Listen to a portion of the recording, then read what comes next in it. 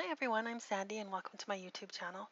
Today I'm going to show you how I made this birthday card using the Crazy Bird stamp set by Tim Holtz and distress inks and Copic markers. First I stamped the image using My Favorite Things Black Licorice Hybrid ink. This is an ink that's good for use with Copic markers. I'm using Neenah 80-pound solar white cardstock cut to 5.5 inches by 4.25 inches. And once that image is stamped on the cardstock, I'm going to restamp it onto some masking paper and mask the image.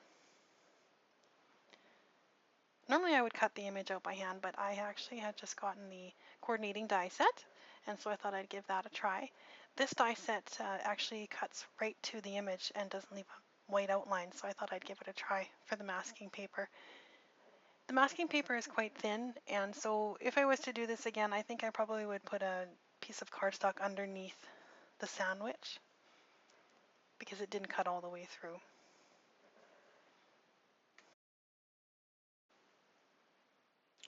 So as I was placing the masking paper on the image, I realized that I probably didn't need to have those pieces on the masking paper that were just black lines, and so I just cut those off, just the very end of the tail and the little curly Q on the top of his head. And I also cut the legs off too.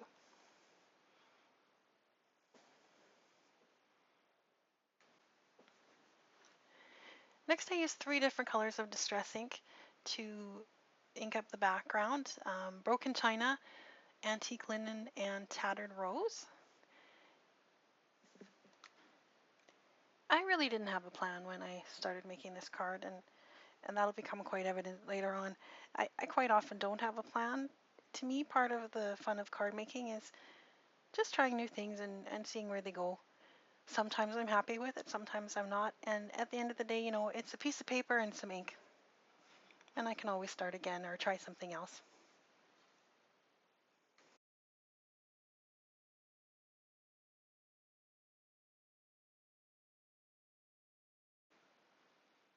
I'm laying in blocks of all 3 ink colors on the card and overlapping one color into the next to blend them. I'll go over the paper a couple of times with each color to get a good blend. As I ink up the sponge applicator, I'm tapping quite a bit of color onto scratch paper before bringing it over to the cardstock, and I'm working in multiple thin layers rather than applying a lot of ink all at once.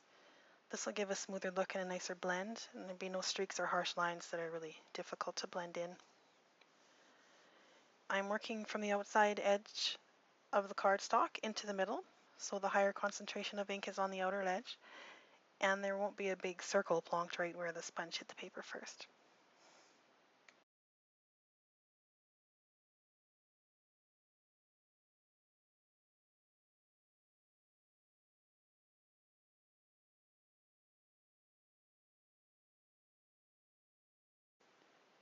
Once the background is all blended, it's time to take off the mask and color in the bird using Copic markers.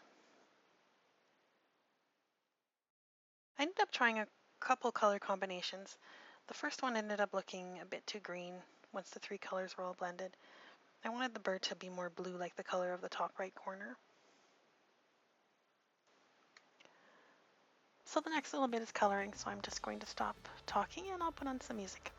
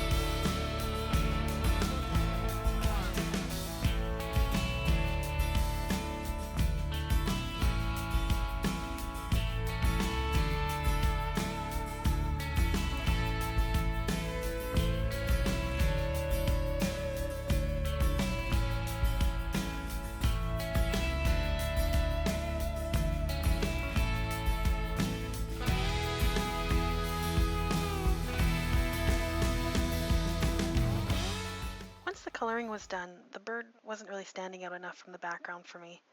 And I felt like maybe it might be because the bird and the background were too similar. So I'm masking the bird off again and adding some water droplets to the background with a brush and water, and then dabbing them up with a paper towel. This reactivates and lifts some of the color and leaves lighter spots where the water was. My plan was to give the background just a slightly different look.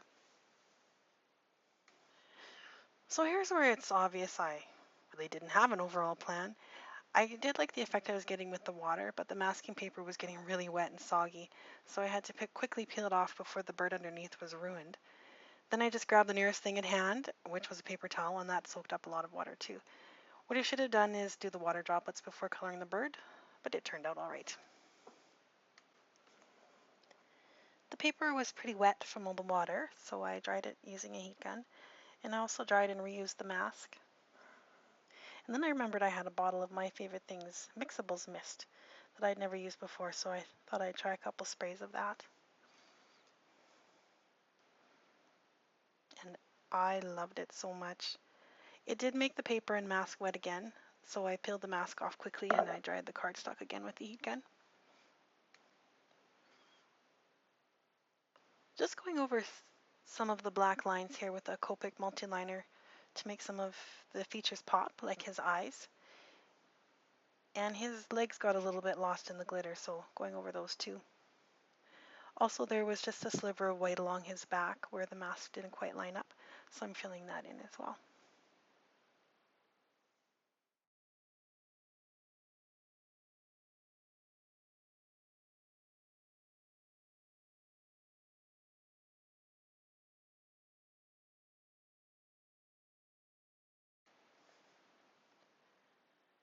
After that, he still seemed to be floating in space a bit, so I wanted to add something to ground him. So still with the multiliner, I'm just going to be drawing in some dots to make a shadow and some texture on the ground.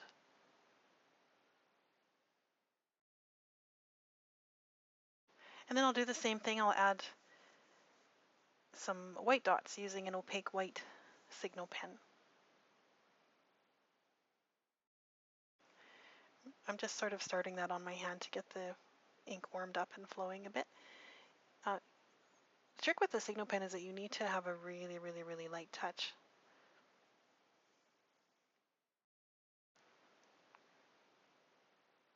So just adding some white dots to the bird's body as well, just to make it stand out a bit.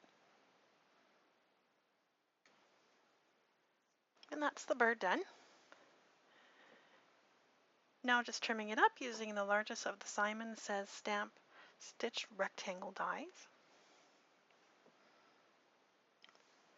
And I'll be placing it on a white card base. I'm using the Simon Says Stamp Wishing die and a product called Stick It, which is a double-sided adhesive. You just peel off one side and adhere it to the back of the paper being die cut. And then once you've cut it, you end up with a sticker once the back is peeled off.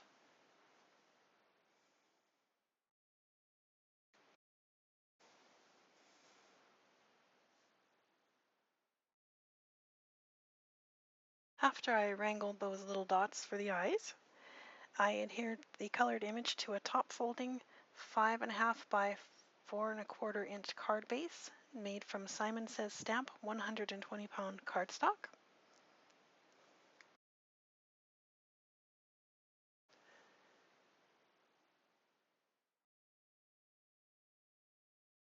And then I used a sentiment from I believe it's the Sending and Wishing Simon Says Stamp set, and lined it up with the wishing die cut.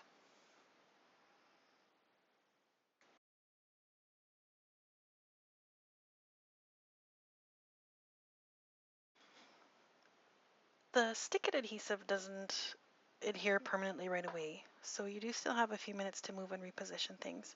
So it's really nice for thin, intricate die cuts like this one. And then once everything is in place, you just lightly go over it with something like a bone folder or even your nail, and it'll stay put after that.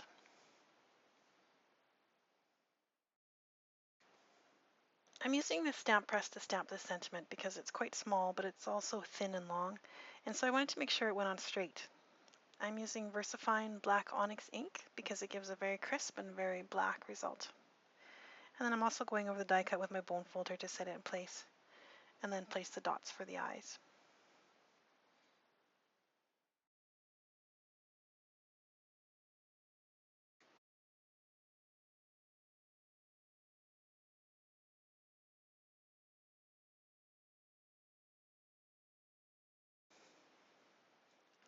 So I still wanted the bird to stand out a bit, and usually when I use just Copics for a background, I would color a light shadow just outside the image to make it look like it was popping out from the page. But since I used Distress inks for the background, I just used my black Multiliner again, and I put some of what Kathy Rakusin calls eyelash lines underneath the bird and on his back, and it gives the effect of a shadow.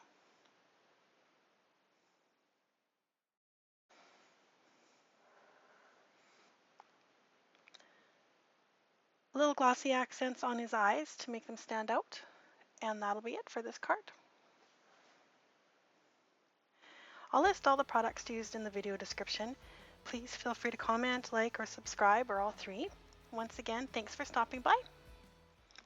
Bye-bye.